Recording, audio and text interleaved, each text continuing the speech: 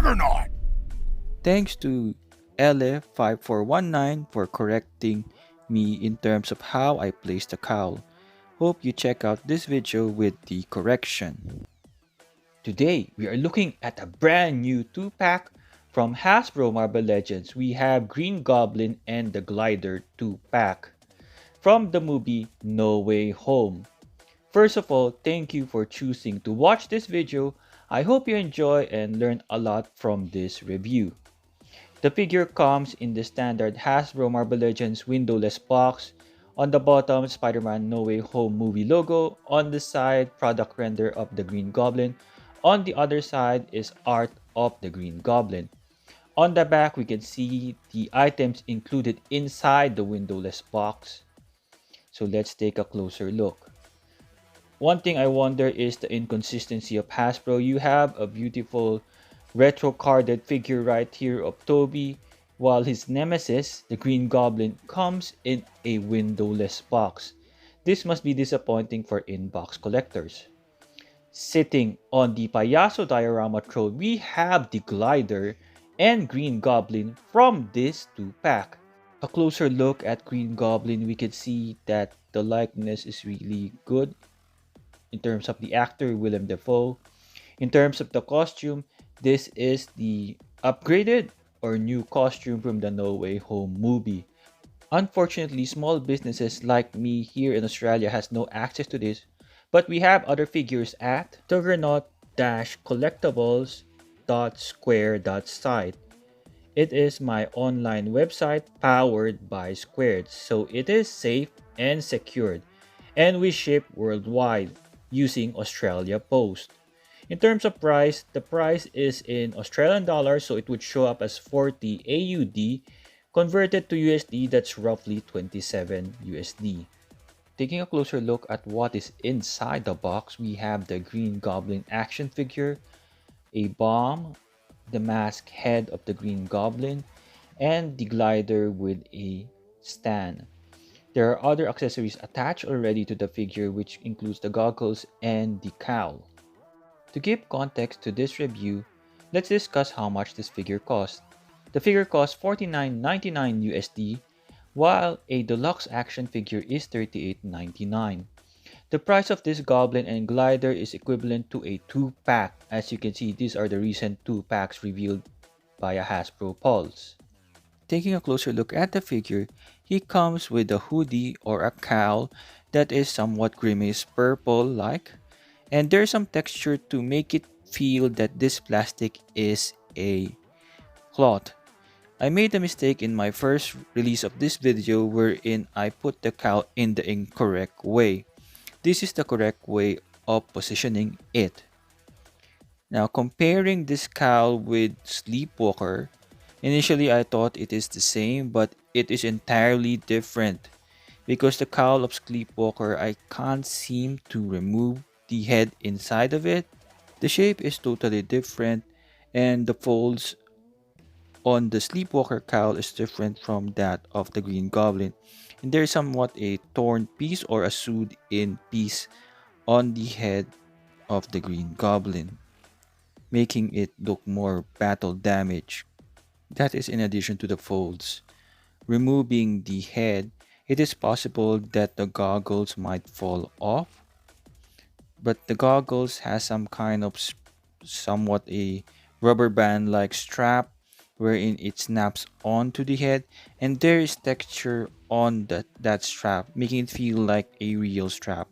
Very small detail which thankfully Hasbro gave the extra mile and gave us.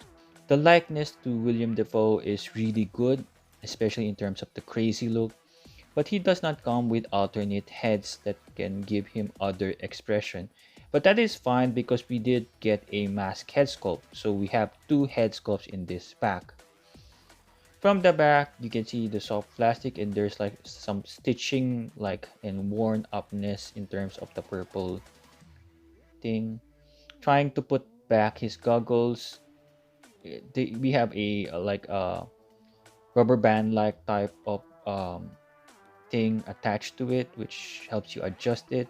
It does easily fall off when you try to put the cowl in, but it's really good. Again, you can see here such good detail in terms of the goggles as well, because there are melted, there are sculpted details there, like to add like detail to his a simple accessory like that.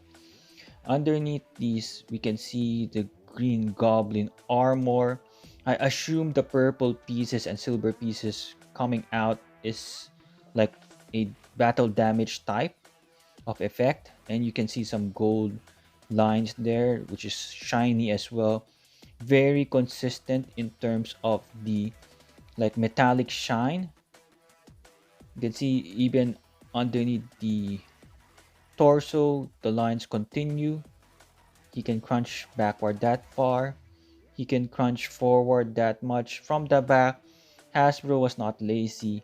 They actually added the details as well. He has this strap wherein he's supposed to be able to put his weapons in. Like a brown, you can see it's a brown strap. In terms of his arms, he has a bicep swivel right here. Be careful with the that part that extends to his biceps. He has double jointed pinless elbows. Be sure to heat this up because one of the elbows came really hard for me. So I needed to heat it up. This particular piece, that claw, does not pop in or pop out. It's a very soft plastic. So it would be a challenge sometime to get it on the right position. He comes with a closed fist left hand. For the other arm, you can see the purple is really good. And in terms of this bag here, you cannot open it. It would be nice if you can actually open it to put inside the bomb. But the bomb, later on you'll see, would just attach to his alternate hand. Again, the legs are sculpted really well. Such a lot of details. It's not just one color of plastic. He has double jointed pinless knees. His boot, you can see here that yellow, silver, purple. A lot of sculpted details right here. I don't know whether Hasbro can ever use this again. Maybe when they reissued a fully green goblin. He has an upper thigh swivel right here. Again, double jointed pinless knees that are not distracting. When you bend them, they look seamless and okay, and like what a normal knee would look like. Then at the bottom, we have peg holes so that you can peg his feet into the glider. So this is overall a well sculpted, well detailed figure, as you can see. Here we have the exposed neck. It has a double dumbbell joint. It comes with an alternate head, which is the mask classic Green Goblin look from the Spider-Man movies from 2002. Attaching it, it's gonna be a challenge a bit, simply because it's new. Probably I should have heated up a bit to loosen it a bit. Now here we have the mask Green Goblin. Again, it doesn't want to attach. It is a like a metallic green plastic, so there would be some kind of marveling that you would notice later on when I zoom it in. But the plastic does match his the rest of his armor. Here we can see some marveling right here. Unfortunate spot, it's very visible. I've noticed other toy reviewers do not have this problem. The fangs in his mouth is well sculpted, so the mouth is sculpted with great detail. A nice detail is his golden yellow eyes, which is very shiny. On the back, nothing much, but at least there are sculpted details all over this particular headpiece. It's a really good addition to this figure since he rarely wore it during the No Way Home movie. In terms of the pumpkin bomb, not sure whether you call it pumpkin bomb. It's a bit small, tiny to be exact, but it attaches easily to the right hand. In fact, it's a bit hard to remove it once you get it inside the right hand. I'm trying to position his thumb to press the button of the bomb. As you can see, there's like a green button right there. So it's a bit of a challenge. It's really tiny, as you can see from here. I'm having a difficulty of moving it. Maybe I haven't figured out a better way of doing this. I am trying to be careful not to scratch it or paint chip the green out. But here we have him holding it in the proper position to detonate the bomb. Of course, I was being sarcastic and kidding that this is a 2-pack. He comes with this accessory, which is the stand of his glider. It's just that with this glider, it makes it like the figure and this equivalent to a 2-pack. Despite of that, you don't see much painted details underneath the glider. I would expect with the price that we are paying for this, there would be added paint. Like here, where like should be some flame. Probably you can peg in some flame effect to make it feel like the glider is going up. But in terms of the top, they did not spare any detail. It's really, really good. There is some texture on that purple pieces. It's like that, like a mat of something. You can see from this that you can see there's like some green or something like, yeah, that's texture soft part. The glider can like do that, and it's an articulated glider. Probably that's the reason for the price point, because they added articulation and more plastic to this glider. It would have been nice if there's some blast effect for the back of his glider, just to show some kind of dramatic effect. But I guess since it's not like comic book type, it won't make sense. But it would be nice to have those. These parts are soft bits. This is the softest one. As you can see, I can bend it that much. Attaching it's a challenge at first. I was worried that I might break it, but after a few tries, it just attaches easily. You can see that somewhat that grill in front of the glider. There's actually it's actually painted inside. Like sometimes it really blows my mind how Hasbro would put details like that to those things, but the other parts they skip. Attaching the goblin to the glider, you can peg in the hole there. There are two ways that you can do this, but the easiest way is, instead of what I'm doing now, is to actually attach those stepping pieces to him first, then attach it to the glider. At least you can put him into the proper position. He cannot be attached just plainly standing up. There needs to be some kind of a bend on his knees, or some kind of a position, gliding position. That's the best that I can do. Again, if it's just straight standing up, you won't be able to articulate the glider that much. So it'd be a great idea to actually bend his knees like what he looks like in the movie when he rides his glider. And here we have him attached to the glider. See, it's really good.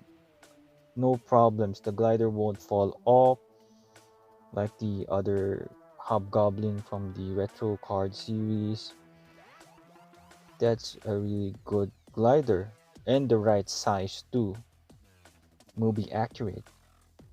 One of the comments I received from one of my No Way Home videos is there is actually some like his neck for Toby Maguire. It is actually a separate piece.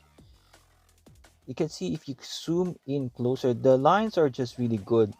That it hides that actually separation from the neck to the body, but it is indeed separate, just firmly glued on. I heard somebody try to remove it, and yeah, you can remove it, but it's really hard to attach after. They should have done something similar to this, wherein the neck should have been a separate piece. For example, we have the Mapex Jean Grey.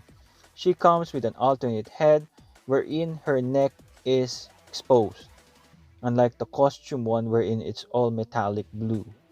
It can be a challenge to remove the neck and the head because it comes in two pieces. Now I will try to attach the neck again, the exposed neck, which is always a challenge to be honest. I find this really hard. Like I'm worried that I might break this Jean Grey. So I'll try to attach it. It takes a little bit of like concentration and time to do it, but eventually I'll get it done. So here we have Jean Grey with her exposed neck and a cowl, showing what she looks like without the mask. Comparing her side by side with a masked Green Goblin, you can see the Green Goblin's neck exposed. What if we do something similar to Jean Grey here? We leave the exposed neck here and let's attach the head with a mask. You can see here it's really like a sore for the eyes. It's really obvious, just like how Green Goblin here. So you really do need the alternate neck if you're giving a figure without a mask. Here is Green Goblin with his comic book counterparts. A lot of people say that this is a comic book accurate Green Goblin for the movie. It is indeed comic book accurate in terms of the colors, but the cowl seems to be based on the Hobgoblin. The Hobgoblin here, you can see his face is exposed and he has a cowl. I guess he is indeed a combination of the Green Goblin and the Hobgoblin from the comic books. The head of the Green Goblin from the movie is indeed accurate in some ways with terms of the shape of the head of the comic book, wherein he has this headpiece which attaches to him. So if they just painted this purple, this pointy part, it would be like spot on. But it's alright, it's been a long design since 2002. In terms of the glider, we have the comic book glider. You cannot make it work for this movie Green Goblin. Without the pointed boots, he cannot attach to it. So you can try adding blue tack just to attach it, but it won't work. That's what I did to the Hobgoblin right here. The Hobgoblin has a terrible design that he cannot attach to his glider. Also, the glider is supposed to be big as per animated series, but he gets a small one right here. Hasbro should have made his feet pointed so the glider would attach easily. Now with blue tack, it actually works fine. Still a bit of a, you have to figure out a way to do it. For the comic book Green Goblin, the problem is with his neck. When you attach the unmasked head, the flesh tone does not match. Unlike the movie Green Goblin, wherein you can still see the flesh from his neck. Same problem but different type of head, which faces the neck issue. Still, hats off to Hasbro for giving us a masked goblin head, which he rarely used in the movie. Probably this is a last minute bonus that they thought of. In terms of the purple cloth resting over his shoulders, you can remove it to give him a more classic looking Green Goblin in armor look. In terms of the brown strap which carries his somewhat satchel, I did not try to remove it, and this does limit his articulation from crunching forward and backwards. Probably if you heat up and remove the upper torso, you can eventually remove the strap. In terms of height, the figure is your typical Marvel Legends 6-inch scale figure at 16 centimeters. Here are some size comparison beginning with Retro Spider-Man and the X-Men 97 Wolverine. Next up, we have No Way Home Spider-Man and the Final Swingsuit Spider-Man, which I reviewed recently. Along with the other Spider-Men, we have Tobey Maguire and Andrew Garfield. Next up, we have Sandman from the movie and Sandman comic book from the raft. Next up, we have the King and Queen of the Fist. We have Daredevil and Elektra. Next, we have a pair of Bullseyes. We have Bullseye and Lady Bullseye, which I reviewed recently as well. For larger figures, we have the Blob and the Mindless One build a figure. For some other 1/12 scale figures, we have Mafex Jean Grey and Gambit. Next, we have Marvel Legends, Venom movie, and we have the SH Figure Arts Carnage. We have the Outback J. Scott Campbell Rogue Marvel Legends and 7/8 scale Marvel Select Apocalypse. My final thoughts. It is an excellent looking figure. The figure immediately sold out in Hasbro Falls USA. Unfortunately, as I mentioned a while ago, local small businesses here in Australia has no access to this particular figure. Its price, I can forgive the lack of accessories, but the problem is they didn't even try to fix this particular neck piece. They should have designed it really well with the price. I mean, just try to really give a good figure for the price. I mean, this is not, I don't think this is a budget related problem now. Hasbro just did forget to, I don't know, did they forget to fix the neck? I mean, with its price of two figures, you should expect like what you pay for is what you get. I mean, it should be a premium figure. If they don't fix that particular neck piece, they should have at least added alternate hands. They are aware that there are a lot of collectors which do toy photography, and having extra hands would be great. And having this particular neck exposed, it's really gonna be a pain to edit as well. Overall, an excellent action figure for a character from a movie 20 years ago. This is really special. Truly a golden age in terms of toys. We have characters from the past movies now in updated, well articulated, well detailed, and also photoreal type of head sculpts in action figure form. I know there were some small complaints, but we are thankful that we get this Green Goblin action figure. Just a small add-on for this video.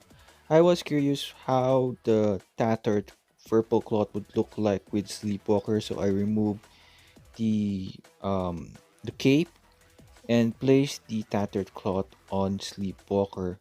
Just trying to get his 90s looks, but you can see the back, the neck is still exposed, so it's a bit difficult to use it. Thank you for watching. I hope you enjoyed this video. Please like, share, subscribe, comment, and ring the notification bell.